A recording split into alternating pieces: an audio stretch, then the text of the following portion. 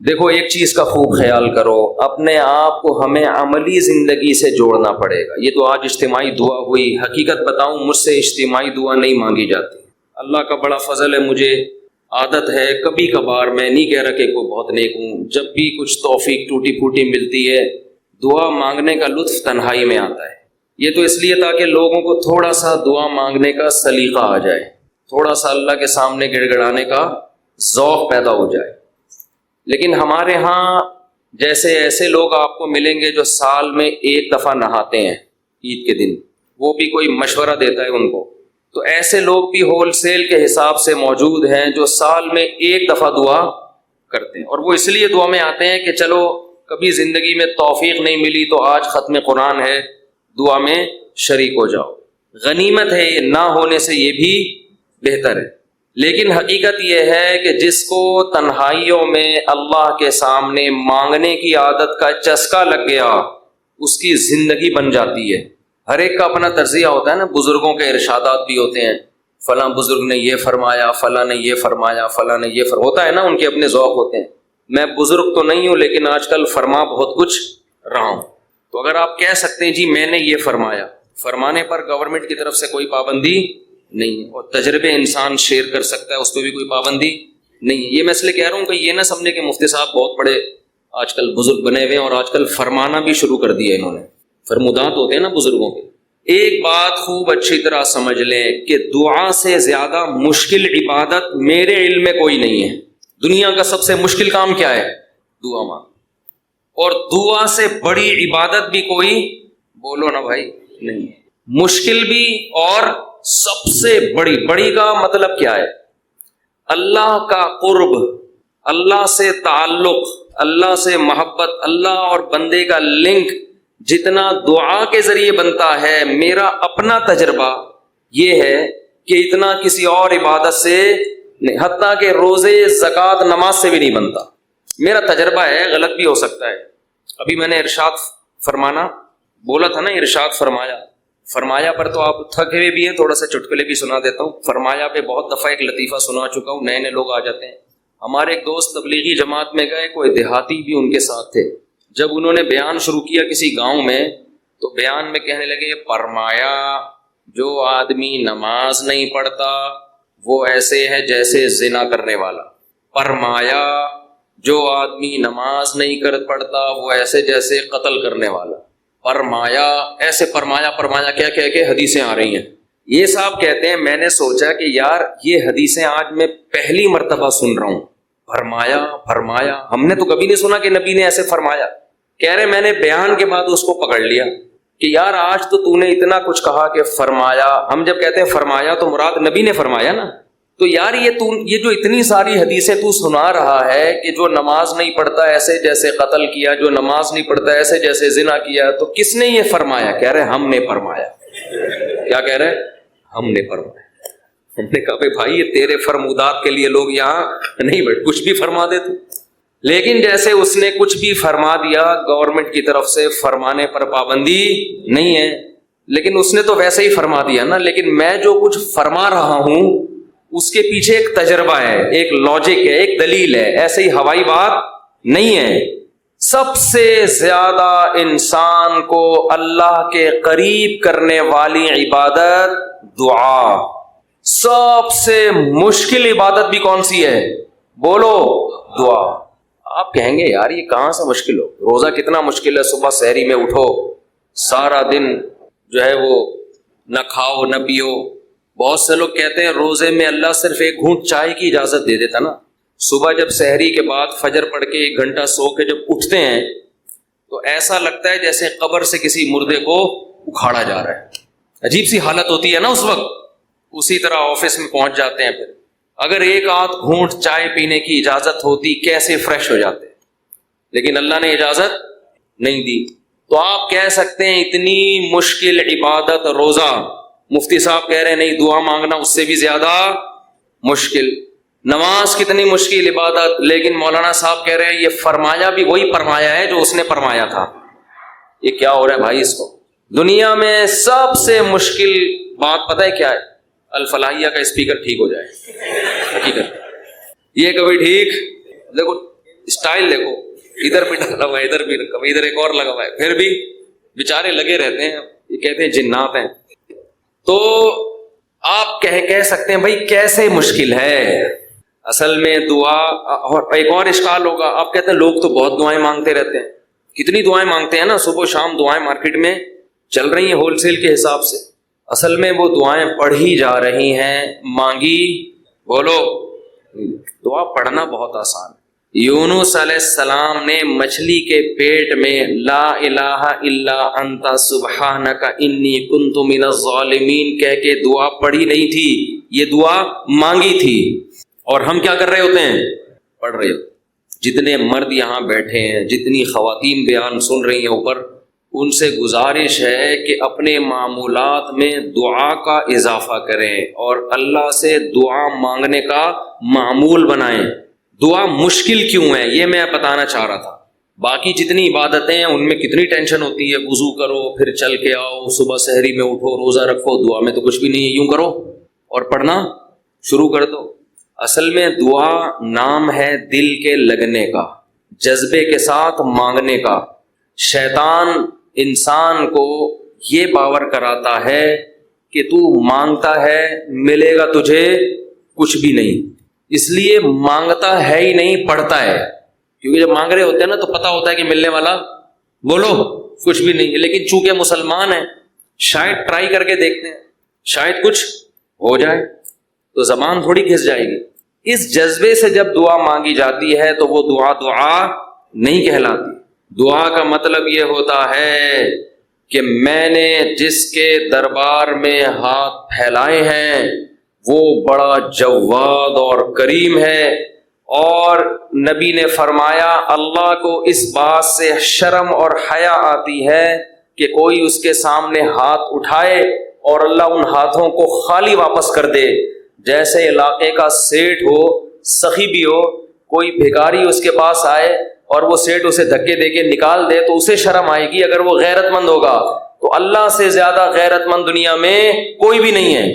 تو جن کو یہ احساس ہو جاتا ہے نا کہ جو ہم مانگ رہے ہیں وہ مل رہا ہے, تو آپ سوچو ایک بادشاہ نے آپ کو آفر دے دی کہ یار جو 1 گھنٹے میں جتنا مانگنا ہے مانگ لو, میں سب دے دوں گا. تو آپ سارے کام کاج کو چھوڑ کر کس کو فوکس کرو گے بولو. جب تک آپ تھک کے چور نہیں ہو جاؤ گے آپ رٹا لگا کے رکھو گے, مانگتے ہی رہو گے, مانگتے ہی رہو گے. آپ کو پتہ ہے سب مل رہا ہے. دوبارہ مثال دیتا ہوں, وزیر اعظم آ گئے بھی آپ کے پاس, آپ کے گھر پہ عیادت کے لیے, کورونا میں کوئی کیس چل رہا تھا, ایک مثال دے رہا ہوں, ایسا ہوتا نہیں ہے لیکن فرض ونس اپون اے ٹائم. اور اس نے آپ بلکہ بلینک چیک دے دیا آپ کو, کسی IMF نے بلینک چیک دے دیا, جتنے پیسے بولو گے مل جائیں گے. ایسا ہوتا نہیں ہے, مثال دینے پر گورنمنٹ کی طرف سے کوئی پابندی نہیں. تو آپ اس چیک پہ کیا لکھو گے بولو, 5 روپے, 10 روپے, 20 روپے, 30 روپے. وہ کہے کہ ایک ہی دفعہ بھرنے کی اجازت ہے, دوبارہ آپشن. آپ پتہ کیا کرو گے, جو اس میں ہند سے جہاں لکھے جاتے ہیں نا 9 سے شروع کرو گے, وہ بھی چھوٹا سا 9 لکھو گے تاکہ جتنے 9 اس میں گھسیڑے جا سکتے ہیں میں گھسیڑ دوں.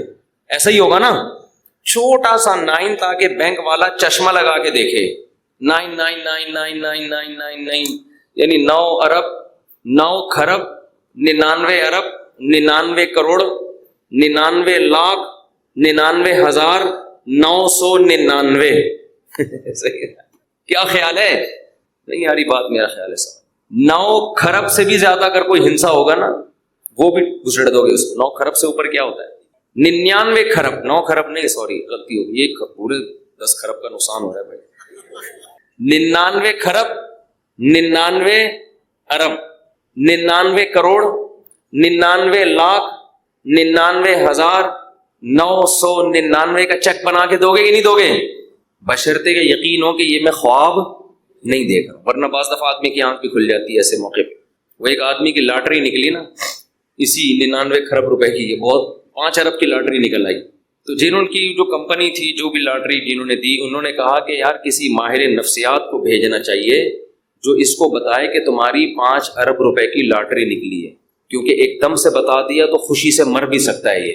تو آرام آرام سے جا کے کوئی نفسیاتی ڈاکٹر اس کی نفسیات کو سمجھتے ہوئے اس کو بتائے گا. نفسیاتی ڈاکٹر کو بھیج دیا. نفسیاتی ڈاکٹر نے جا کے نا اس کو پہلے سمجھایا کہ دیکھ فرض کر لے تیری 1 لاکھ کی لاٹری نکل آئے تو کیا ہوگا. اس نے کہا خوش ہوں گا میں. 1 لاکھ پہ اس نے کہا چلو نہیں مرے گا, ٹھیک ہے نا, اب 1 لاکھ سے تھوڑا سا اوپر آؤ. اچھا فرض کر 20 لاکھ کی لاٹری نکلے. اس نے کہا یہ کروں گا, دکانیں بناؤں گا, یہ کروں گا, ایک پلاٹ خرید لوں گا. اچھا ایسے 20 لاکھ سے اوپر آیا, 1 کروڑ تک پہنچا, 1.5 کروڑ تک, 2 کروڑ تک, 3 کروڑ تک. 3 کروڑ میں کیا کرے گا جی, اتنی دکانیں لے لوں گا, بحریہ ٹاؤن میں گھر لے لوں گا وغیرہ وغیرہ. ہوتے ہوتے 5 کروڑ, جو اصل تھی نا 5 کروڑ تک آ گیا. اچھا یہ بتا 5 کروڑ کی لاٹری نکلی تو کیا کرے گا؟ اس نے کہا آدھی تجھے دے دوں گا. یہ سننا تھا, ماہر نفسیات کا انتقال ہو گیا. ماہر نفسیات کا انتقال ہو گیا, وہ بیچارہ برداشت نہیں کر سکا یہ خوشی. تو یہ تو میں ایک مثال دے رہا ہوں. 99 کھرب, 99 ارب, 99 کروڑ, 99 لاکھ, 99,999 اشاریہ بھی لگا دے گا آگے 99999. لیکن چونکہ ایسا ہوتا نہیں ہے, IMF کبھی کسی کو ایسے بلینک چیک اس طرح سے نہیں دیتا نہیں ہے. اس لیے ہم یہ سب ہنسی مذاق کی باتیں سمجھی جاتی ہیں. لیکن اللہ کا معاملہ ایسا ہے کہ اللہ نے ہم سب کو بلینک چیک بولو دے دیا ہے. یہ بلینک چیک پکڑا دیا ہمارے ہاتھ میں, جو لکھنا ہے اس میں لکھ دو, میرے دربار میں پیش کر دو, میں دوں گا. جو مانگو گے بولو بھائی دوں گا. اب جس کو اس پر یقین ہے نا, اس کو جتنا وہ دعا کو فوکس کرتا ہے اتنا کسی اور عبادت کو فوکس نہیں. وہ باقی عبادت کرتا بھی اس لیے کہ عبادت کر کے دعا مانگوں گا تو زیادہ قبول ہوگی. عبادت میں دعائیں زیادہ قبول ہوتی ہیں نا. تو یہ شیطان نے دماغ میں یہ ڈال دیا ہے کہ اللہ سنتا ہے دعائیں مگر قبول نہیں کرتا, اور اللہ کہتا ہے میں کرتا ہوں قبول, لیکن جس طرح تو چاہ رہا ہے اس طرح نہیں کروں گا میں قبول. اس طرح کرنا اگر شروع کر دی تو اللہ کا معاملہ ہمیشہ غیب پر ہے. یخشون ربہم بالغیب, جو اللہ سے ڈرتے ہیں بغیر دیکھے, جو اللہ پہ ایمان لاتے ہیں بغیر دیکھے, جنہوں نے جنت پہ یقین کیا بغیر دیکھے, جو جہنم سے ڈرتے ہیں بغیر دیکھے, جنہوں نے عذاب نہیں دیکھا. کیونکہ دیکھ لیں گے تو آزمائش ختم, پھر تو سارے نیک بن جائیں گے, سارے نیک. تو اللہ کہتے ہیں بھی مانگو نظر نہیں آئے گا. تو عقل مند لوگ گڑ گڑا کے اللہ سے مانگتے ہیں. اور یاد رکھو دعا میں تکبر کبھی مت کرو, تکبر نہیں کرو دعا میں. یہاں مسلم ممالک میں ہوتا یہ ہے کہ بچہ کبھی کفر کی بات سنتا ہی نہیں ہے, چاروں طرف وہ دیکھ رہا ہے اللہ رسول کی بات. چاہے مسلمان گناہگار بھی ہو, اسلام کے خلاف کوئی بات نہیں کرے گا, کوئی اس کے نماز پڑھتا دیکھ کر تعجب کا اظہار نہیں کرے گا. بچہ اسی ماحول میں یوز ٹو ہو جاتا ہے. اس نے نبی کے خلاف کبھی بات نہیں سنی ہوتی, اس نے اللہ کے خلاف کبھی بات نہیں سنی ہوتی. وہ اس نیکی کا عادی ہو جاتا ہے. وہ کہتا ہے بھائی سب کچھ چھوڑ سکتا ہوں, ایمان نہیں. لیکن غیر مسلم ممالک میں ہم تو اپنی آنکھوں سے دیکھ کر آئے ہیں, جو بچے اسلامی اسکولوں میں نہیں پڑھتے ان کی بات کر رہا ہوں, جو وہاں بھی جاپان اور امریکہ اور ان میں جو اسلامی اسکولوں میں, وہ تو پھر بھی ٹھیک ہے. اسلامی اسکولوں میں نہیں پڑھ رہے نا, وہ تو بیسیوں قسم کے لوگوں سے ان کا صبح شام واسطہ پڑ رہا ہے. ایک آدمی نے مجھے بتایا میں ملحد ہو گیا تھا, اسلام چھوڑ دیا تھا میں نے کہا کیوں بھائی؟ کہہ رہا میں چائنا میں رہتا تھا, میں نے نماز ایک دن پڑھ رہا تھا, ایک چائنیز آیا اور کہا یہ تم کیا کر رہے ہو؟ میں نے کہا نماز پڑھ رہا ہوں میں. کہہ رہا ہم ہمیشہ پاکستان میں پڑھتے تھے تو لوگ دم کرواتے تھے آ کے, یار نمازی ہے چلو یار. کہہ رہے وہ چائنا والا, کہہ رہے کیوں کیا کر رہے ہو؟ میں نے کہا بھائی اللہ کی عبادت. اس نے کہا اللہ کیا ہوتا ہے؟ میں نے کہا اللہ جس نے پیدا کیا. کہتے ہیں اس کی کیا دلیل ہے تمہیں اللہ نے پیدا کیا ہے؟ کہہ رہے میں نے کہا بھائی اور کس نے پیدا کیا؟ کہہ رہے خود بخود ہوا ہے یہ سب کچھ. اب کہتے ہیں ہم نے کبھی یہاں تو سنا نہیں تھا یہ سب باتیں. تو اتنے لوگوں نے اس قسم کی باتیں کی. کہہ رہے میرے دل میں وسوسے آنا شروع ہو گئے. پھر وہ ڈاروین کی تھیوری, یہ ایک سیل بنا تھا, پھر ٹوپی ڈرامے جو یہ گھماتے ہیں یہ لوگ فضول بکواس, کہ وہ جب پوچھو نا بندر سے ایک دم سے انسان کیسے بن گیا, بیچ کی نسلیں کہاں غائب ہو گئیں. ابے وہی بات ہے نا, ایوالو ہوئے ہیں تو آہستہ آہستہ ہوئے ہوں گے نا. کچھ انسان بن چکے ہوں گے, کچھ ابھی بننے والے ہوں گے, یا سارے اکٹھے ہی ایک دم انسان بن گئے. تو بیچ کی نسلیں مارکیٹ سے شارٹ کیسے ہو گئی, اس کا ان کم بختوں کے پاس کوئی جواب نہیں ہے. کہتے ہوئے ایک بڑا ڈیزاسٹر ہوا ہے, کوئی حادثہ ہوا ہے کہ بیچ کی ہزاروں نسلیں ایک دم سے دھماکے سے کچھ ہو گئی. کوئی جواب نہیں ہے ان کم بختوں کے پاس. تو پھر نر مادہ کیسے بن گئے ایوالو ہو کے؟ میاں بیوی کا ملاپ ہوتا ہے, مرد عورت کا ملاپ ہوتا ہے. ملاپ اولاد پیدا کرنے کے لیے تھوڑی ہو رہا ہوتا ہے, وہ تو اپنی خواہش پوری کر رہے ہیں, نتیجے میں اولاد یہ اتنا زبردست اتفاق بھی ایوالو ہو کے ہو گیا. تو کوئی جواب نہیں ہے کم بختوں کے پاس. ایک نے ایسی کم بختی کی ہے, اللہ کے وجود کی ایک بہت بڑی دلیل پتہ ہے کیا ہے؟ کہ ہر جانور میں ایک الگ ڈیفنس سسٹم اللہ نے لگایا ہوا ہے. یہ بڑی دلیل ہے کہ فطرت نے اتنی ذہین کیسی تھی کہ کچھ مینڈک ہیں جن کے رنگ ہرے ہوتے ہیں کیونکہ وہ ہرے پتوں میں ہوتے ہیں, اس سے ان کا دشمن ان کو پہچان نہیں پاتا. کچھ میں اللہ نے زہر رکھا ہے, یعنی جتنا سست جانور ہوگا اتنا ڈیفنس کا نظام اس کا اتنا اچھا ہوگا. کیونکہ سست ہے اس کو تو سب کھائیں گے. اب دیکھو کچھوا سست ترین جانور ہے, دنیا کا سست ترین جانور کون سا ہے؟ کچھوا ہے. بھاگ ہی نہیں سکتا. واکنگ پہ نکلے گا نا تو آدمی کہتا ہے تو اپنی جگہ کہ میں خود کام نمٹا کے آ جاتا ہوں, تو مجھے بتا تو نے کیا لینے جانا ہے دکان سے. ایسے سست چلتا ہے اور کمزور بھی ہے. تو اس کو تو ساری دنیا کھا جاتی, سارے جانور کھا جاتے, لیکن اللہ نے اس کو اتنی اوپر اس کی پلیٹ رکھ دی ہے, اتنا مضبوط خول بنا دیا ہے کہ آپ کوئی بھی شیر جائے اس کو کھانے کے لیے, لومڑی جائے, کتا جائے, اب بھاگ تو سکتا نہیں ہے وہ. تو کچھوا کیا کرتا ہے, اپنے آپ کو اس پلیٹ کے اندر چھپا لیتا ہے اور پلیٹ کو نیچے چپکا دیتا ہے. کتا بیٹھا ہوا انتظار میں, اب اس کے اوپر بیٹھ جائے پلیٹ کے اوپر, اس کو نوچے, اس کی جو ڈھال ہے اس پہ کوئی اثر بولو نہیں, اس پہ پنجے مارو, ہتھوڑے مارو, وہ انجوائے کرتا ہے, آرام سے بیٹھا ہوا. بولے جو کتا بیٹھا نا, کتا کہے گا کتا میں ہوں, حرکتیں تیری کتے جیسی ہیں. کیا کتا پن لگایا ہوا تو نے. اب کتا بیٹھا رہے گا, شیر بیٹھا رہے گا, کتنا ٹائم ہے. اچھا اس میں ڈر یہ ہوتا ہے کہ بھائی کچھوا اندر بیٹھ گیا نا, اب ہو سکتا ہے کچھوے کو تو 20 کام ہوں گے یار, اب کب تک بیٹھا رہے گا. شیر اگر بھوکا ہے وہ تو بیٹھا رہے گا نا باہر, تو اب کچھوا بھی تو بور ہو کے نکلے گا نا ایک دن. بھائی آپ قلعے کا محاصرہ کر لیتے ہیں فوجی لوگ, تو ایک وقت آتا ہے وہ اندر جو لوگ ہیں تنگ آ کے بولتے ہیں اب گرفتاری دے دو یار, ہم ساری زندگی یہیں تھوڑی گزاریں گے. ہر ایک کی ایک ایج ہوتی ہے نا, اب 10 سال تھوڑی قلعے میں محصور ہو کے رہیں گے. تو کچھوے کو اللہ نے عمر اتنی لمبی دے دی ہے. میں نے تنزانیہ میں 300 سال پرانے کچھوے دیکھے ہیں, جس پہ یونائٹڈ نیشن نے ان کی عمریں لکھی ہوئی ہیں کہ 300 سال پرانا. اتنے پرانے کچھوے, اتنی لمبی عمریں ہوتی ہیں ان کی. تو اللہ نے عمر اتنی لمبی دے دی کہ شیر اب بیٹھا ہوا انتظار کرے گا. شیر بولے گا یار میں 20 سال 10 سال 15 سال دنیا میں لے کے آیا ہوں, اس کمبخت کے انتظار میں میرے 2-4 سال گزر گئے, میری زندگی تو آدھی زیادہ ختم, اور یہ کمبخت کچھوا کہے گا میں تو 300 سال تک رہوں گا, میرے پاس ٹائم بہت ہے. اس کو عمر بھی اتنی, اس کو جلدی ہے ہی نہیں کسی کام میں. کوئی بات نہیں یار, زندگی کے 2-4 دن اگر کم بھی ہو گئے تو میری صحت پہ کوئی فرق بولو نہیں پڑے گا. اب یہ ساری اس بات کی دلائل ہیں کہ یار اس کو نظام کو کسی نے بنایا ہے, فطرت نے خود تو نہیں کر دیا کہ جس بیچارہ سست ہے تو اس کو خول دے دو, اس کو دوسرا اپنی نسل بچانے کا کوئی اور ٹیکنیکل طریقہ دے دو, عمر بھی لمبی کر دو, جلد بازی نہیں ہو اس کو. وہ شیر کی عمر کم ہے, ٹائم کم ہے اس کے پاس, وہ پھر تھوڑی دیر انتظار کرتا ہے, بولتا ہے میرے دنیا میں اور بھی کام ہے, صحیح ہے نا, تو نکل جاتا ہے وہاں سے, کہتے تو چھوڑ دے. جب وہ کچھوا پھر بھی آرام سے اندر پڑا رہتا ہے, کیونکہ شیر پیچھے مڑ کے دیکھتا ہے کہ میرے جانے کے بعد دیکھنا منڈی نکالے گا, یہ جیسے نکالے گا حملہ کروں گا.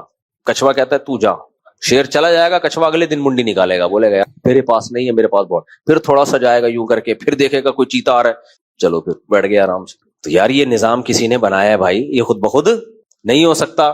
تو اس کا ان کم بختوں کے پاس کیا جواب ہے؟ کہہ رہے ہیں ایکچولی ہوا یہ تھا کہ نسلیں تباہ ہو رہی تھی, تو جن کا اتفاق سے جن کا ایسا سسٹم تھا وہ بچ گئے, جن کا ایسا سسٹم نہیں تھا وہ, بھائی آپ ٹوپی کرا رہے ہو, صحیح ہے نا, خدا کے انکار کے لیے بہت حد سے کراس کر رہے ہو آپ.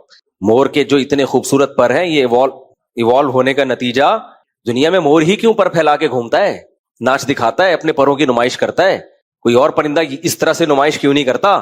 فطرت نے اس کو جب اتنے خوبصورت پر دیے, دماغ وہ ذہانت تھوڑی ہے جو انسانوں کی ہے, لیکن فطرت نے اسی میں یہ دکھایا کہ اپنے پر ایسے گھما کے لوگوں کو تو دکھانا, تاکہ تیرے کلر کو دیکھ کر وہ کہیں کہ یہ پینٹنگ کسی نے کی ہے, یہ پینٹر کا کمال ہے, یہ پینٹنگ کروڑوں سال میں بھی آٹومیٹیکلی نہیں ہو سکتی. تو مور کی تو ساڑی نما ایسے پیچھے وہ جھالر گھوم چلتی ہے, اور پھر ایسے پر لگا کے دکھاتا ہے, یوں گھومتا ہے. ہمارا مور دیکھ لیا کرو صبح ایسے یوں کر کے یوں, اور ایسا مور اسٹائل کرتا ہے, میں کہتا ہوں ون مور, ایک اور دفعہ دکھائیے اپنا اسٹائل جو ہے نا, پھر وہ یوں کرتا ہے ایسے کر کے, پھر ایسے پر اتنے خوبصورت اس کے کھلتے ہیں.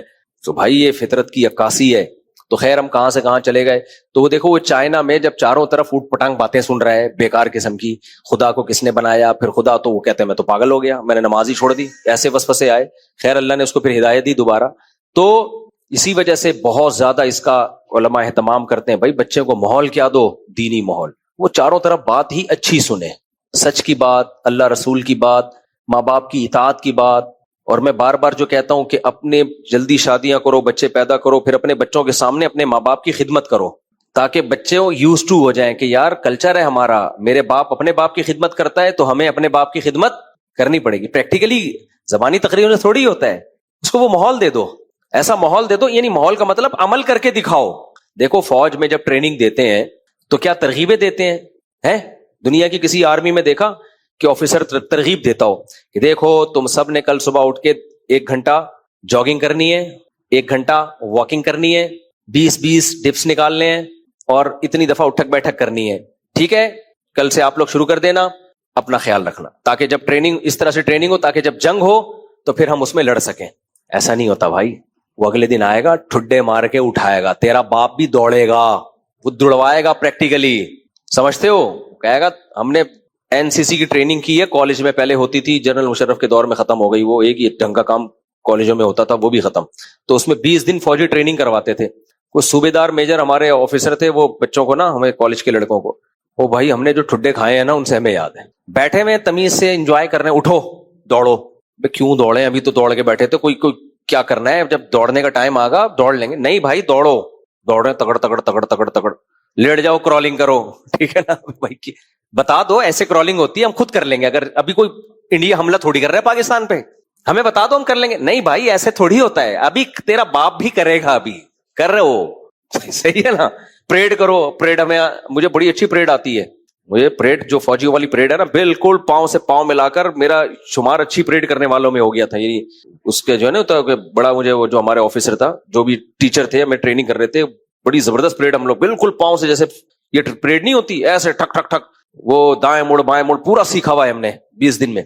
तो वो ये नहीं कि ऐसे दाएं मुड़ना है, ऐसे बाएं मुड़ना है, और पहले सीधा हाथ पांव आगे करना है, फिर उल्टा हाथ, और देखना जब वो उसका सीधा पांव हो तो तुम भी अपना ही सीधा, ऐसा ना तुम उल्टा निकाल रहे हो आगे। चलो ठीक है, ये हो गई, ये कर लेना 20 दिन। कोई करेगा भाई, कान पकड़ के ना करवाया जाता है। फौज में भी ऐसा ही है, दुड़वाया जाता है, ट्रेनिंग दी जाती है, ठुड्डे मारे जाते हैं, उसके बाद जाके फिर भी प्रैक्टिस होती रहती, फर्जी जंगें मुसल्लत की जाती हैं, उसके बाद जाके इंसान इस काबिल होता है कि जंग हो तो वो कुछ कर सके। अगर तरगीबात देते तो नहीं होता, तो यूज टू करना पड़ता है, समझते हो गए नहीं समझते? तो अपने आप को आदत डालने के लिए रोजे की, नमाज की, तिलावत की माहौल बनाओ और आदत डालो, किसी भी तरीके से जुर्माने लगा लगा के आदत डालो कि मेरी अगर फर्ज छूट गई, नाश्ता गोल, नाश्ता नहीं करूंगा, समझते हो? जिस दिन फर्ज छूटी उस दिन नाश्ता नहीं, आदत पड़े। 40 दिन किसी भी तरह से कर लेना इंसान कोई काम को, तो यूज टू हो जाता है, आदत पड़ जाती है। तो एक और बात जहन में आई थी बड़ी जबरदस्त, इसी से मुताल्लिक, दिमाग से निकल गई, चलो फिर हम उसी बयान की तरफ चलते हैं। तो जब ये करते रहेगा इंसान, हाँ माहौल की बात कर रहा था, तो अब होता क्या है, उन मुल्कों में जिन बच्चों को इस्लामी स्कूल नहीं मिले, वो चारों तरफ कुफर की बात, LGBT, लड़का लड़की होती है, लड़की लड़का होता है, आपकी मर्जी, इस तरह की चीजें सिखाई जा रही हैं। अमेरिका में भी, कनाडा में तो बहुत ज्यादा बच्चों को कि तुम अगर लड़की फील कर रहे हो तो तुम लड़की हो। अब हमारे यहाँ किसी बच्चे को बोलते हैं ना तुम लड़की फील कर रहे हो, वो कहेगा पता नहीं तेरा दिमाग खराब हो गया, क्या बात कर रहा है, मैं क्यों लड़की फील करूं। लेकिन उनके यहाँ किसी का भी दिमाग खराब नहीं हो रहा। हालांकि कितनी फजूल तरीन बात है यार, ये इतना कॉमन हो गया है कि अब वहां जो मुसलमान बच्चे स्कूलों में पढ़ रहे हैं ना, एक साहब ने बताया कि एक बच्चे ने आके घर में कहा कि मैं लड़की हूं, नहीं मैं कुत्ता हूं। आप हैरान हो गए, ये भी हो रहा है कि मैं कुत्ता फील कर रहा हूं तो मैं कुत्ता हूं, मैं मजाक नहीं कर रहा, आप समझ रहे हो मैं मजाक कर रहा हूं। उन्होंने कहा आप जो फील कर रहे हो आपका राइट है, तो उसने कहा मैं कुत्ता हूं। अब माँ बाप परेशान हो गए यार, ये माहौल की बात हो रही है, वरना कोई बच्चा हमारे यहाँ कुत्ता अगर फील करे, अव्वल तो करेगा ही नहीं, वो पूरी जिंदगी हमारी गुजर गई, इतनी जिंदगी गुजर गई, पूरी तो नहीं कहनी चाहिए, ऐसा ना कबूलियत का वक्त हो, इतनी जिंदगी गुजर गई, लेकिन आज तक मैंने कोई ऐसा बच्चा नहीं देखा जो कह रहा हूं मैं अपने आप को बिल्ली फील करता हूं, मैं अपने आप को कुत्ता फील करता हूं, मैं लड़की फील करता हूं, मैं लड़का फील करता हूं, कहीं भी नहीं। लेकिन अब ये चीजें आहिस्ता आहिस्ता सोसाइटी में नजर आना शुरू। एक डॉक्टर आए, मुझे कहने लगे मेरे पास ऐसे पेशेंट हैं कि जो कहते हैं मैं लड़की फील करता हूं, तो मेडिकली तो ऐसा हो रहा है। मैंने कहा डॉक्टर साहब अब हो रहा है जब इस LGBT को फरोग दिया गया है, आपने भी अपने बचपन में कभी नहीं सुना होगा, और आप चूंकि पढ़ के वहीं से आए हैं बाहर से, तो उन लोगों के तो ये कॉमन है, उनके यहाँ फितरत से बगावत है, तो अब आपके दिमाग में भी ये चीज बैठ गई है।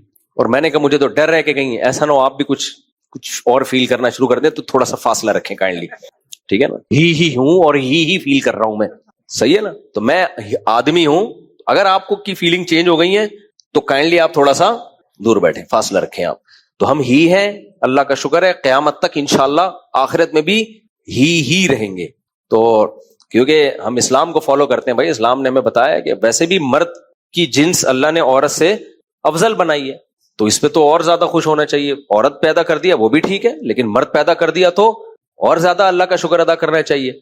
तो अब क्या है, तो वो क्या है कि ऐसे केसेस आ रहे हैं सामने कि मैं दरख्त हूं, मैं कुत्ता हूं, मैं, हाँ जो मेरे सामने केस आया ना, उन्होंने बताया वो बच्चे को कह रहे मैं बिल्ली हूं।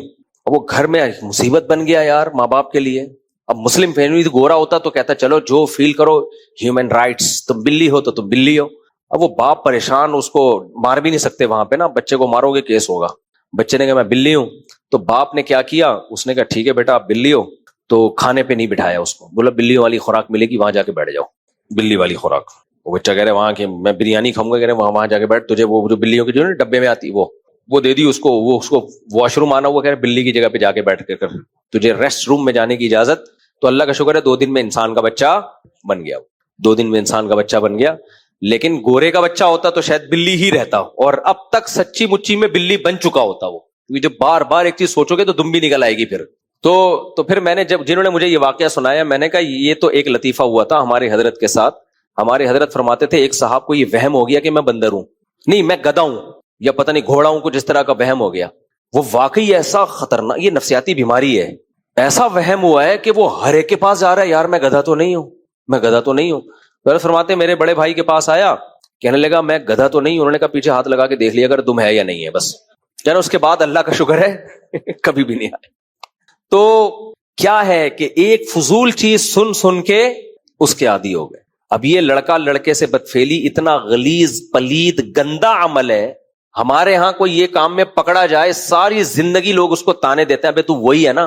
اور ان لوگوں نے اتنا سوسائٹی میں رواج ہو گیا کہ اس پہ ڈسکشن ہو رہی ہے, باتیں ہو رہی ہیں, تو کھلے عام بتا رہے ہیں بھائی میں تو گئے ہوں. یعنی اس کا مطلب یہ ہوا کہ اپنے آپ کو وہ والی گالی دے رہے ہو آپ جو ہم ممبر پہ دے بھی نہیں سکتے کسی کو. بتا رہے ہیں ہم تو یہی ایسا ہی ہو گیا. ایک آدمی کیا بولے یار میں چور ہوں, اس پہ فخر کر رہا ہے. تو اتنا گندا, ابے تو یہ ہے صحیح ہے نا, اور کہہ رہے میں یہ ہوں. تو عجیب گند. میں نے ایک جگہ دیکھی, کہیں یورپ کے کسی ملک میں جانا ہوا, ہم گزر رہے تھے رات کے وقت, تو ایک جگہ ہمیں نظر آئی, بڑی بڑی عمر کے آدمی, داڑھی چھوٹی چھوٹی داڑیاں بھی ان کی, کلین شیف بھی نہیں, ایک کے کان میں بالی دوسرے کے بالی نہیں. ہم نے کہا بھائی یہ کیا منظر ہے. انہوں نے کہا یہ جو بالی والا ہے یہ اس کی وائف ہے آدمی کی, پورا ان کا وسیم بھائی, اور یہ اس کا شوہر ہے. میں نے کہا داڑھی نکلی ہوئی ہے اس کے, شیو پوری اتنی بڑی بڑی یار. کہہ رہے ہیں بس یہ ہے ان کی, اب ان کی پھر وہ گورے تو ایسے ایکچولی ان کی وش جو ان کی وش ہو بھائی ایکچولی جو. ابے کیا کر رہے ہو یار تم, اتنی گھن آ رہی تھی یار ان کو دیکھ کے, تمہیں شرم نہیں آتی یار. تو یہ ہے یوز ٹو, سمجھ رہے ہو, 4 دن تک گوبر کھاؤ نا, پہلے دن تو الٹی آئے گی, اس کے بعد آدمی کہے گا کھانے کی چیز تو گوبر ہی ہوتی ہے. پتہ نہیں کیوں بریانی کھا رہے ہوتے ہیں لوگ بیٹھ کے. انسان کو اللہ نے ایسا بنایا بھائی, جس چیز کی عادت ڈالو آہستہ آہستہ عادت. بھنگی بیچارہ کیا کرتا ہے, گٹر میں گھسے گا, وہ کتنی گند بیچارہ صاف کرتا ہے, ہمیں ترس آتا ہے, اس کو تھوڑی آ رہا ہوتا ہے اپنے اوپر ترس, وہ عادت ہو جاتی ہے اس بیچارے کو, وہ مجبوری ہے اس کی. تو انسان کو جب ایسی چیزوں کی عادت پڑ جاتی ہے میرے بھائی, تو نماز روزے کی کیوں نہیں پڑھ سکتی, سمجھتے ہو, صفائی کی کیوں نہیں پڑھ سکتی. تو اس لیے اپنے آپ کو کسی بھی طرح سے نہ محنت مشقت کر کے ایک دفعہ عادت ڈال لو. علامہ ابن سیرین رحمہ اللہ تعالیٰ بہت بڑے بزرگ گزرے ہیں, وہ کہتے ہیں میں نے 20 سال تہجد پڑھی ہے اپنے نفس پہ جبر کر کے, دل نہیں لگتا تھا تہجد میں, نہ اخلاص پیدا ہوتا تھا, بس کسی طرح مصیبت میں ڈال کے نا 20 سال میں نے تہجد پڑھی. کہہ رہے 20 سال کے بعد مجھے تہجد میں لطف آنا شروع ہوا. سمجھ رہے ہو کہ نہیں سمجھ رہے, 20 سال کے بعد کیا ہوا ہے, لطف آنا شروع ہوا. اللہ نے مجھے وہ کیفیات دی جو تہجد گزاروں کی ہوتی ہے. اور ہم پہلے دن چاہتے ہیں ایسا ایک دم دل لگے نماز میں, وہ عرش مولا پر, جب نہیں لگ رہا ہوتا دل, ابے یار کیا فائدہ ایسی نماز کا جس میں دل ہی نہ لگے. اور بھائی فائدے نقصان کو چھوڑ, عادت ڈال, لت پڑ جائے. حضرت مولانا شرف علی تھانوی رحمہ اللہ سے کسی نے خط لکھا, ان کے مرید نے, کہ حضرت میں جب نماز پڑھتا ہوں تو کیفیات نہیں بنتی, بس ایک عادت پڑی ہوئی ہے نماز پڑھنے کی, اس لیے پڑھتا ہوں, چھوٹتی نہیں ہے, قضا نہیں ہوتی, لیکن پڑھ اس لیے رہا ہوں کہ عادت پڑ گئی ہے. اس کا خیال تھا ڈانٹ پڑے گی, تو انسان کا بچہ ہے تو عادت نماز پڑھ رہا ہے, تو اللہ کے لیے تو پڑھ نہیں رہا. تو حکیم الامہ نے اس کا جواب لکھا کہ اچھے کام کی اگر عادت پڑ جائے تو اس میں کیا برائی ہے. یعنی آپ اس لیے یہ کام کر رہے ہو کہ عادت پڑ گئی ہے نا, تو گٹکے کی عادت پڑ جاتی, زنا کی عادت پڑ جاتی, اس پہ ندامت ہوتی کہ نہیں ہوتی. تو جب برائی کی عادت پہ انسان کو افسوس ہوتا ہے, تو اچھائی کی عادت پہ افسوس نہیں ہونا چاہیے, بلکہ بولو خوش ہونا چاہیے. تو کوئی بھی اچھائی, تو میں اس پہ بتا رہا تھا کہ اللہ سے دعا مانگا کرو کہ اللہ ہم سے دین کا کام لے لے اور مسلط کر دے ہمارے اوپر, ہم چاہیں نہ چاہیں کام ہم سے ہو جائے, بس عادت پڑ جائے ہمیں کام کرنے کی, دین کے کام کی.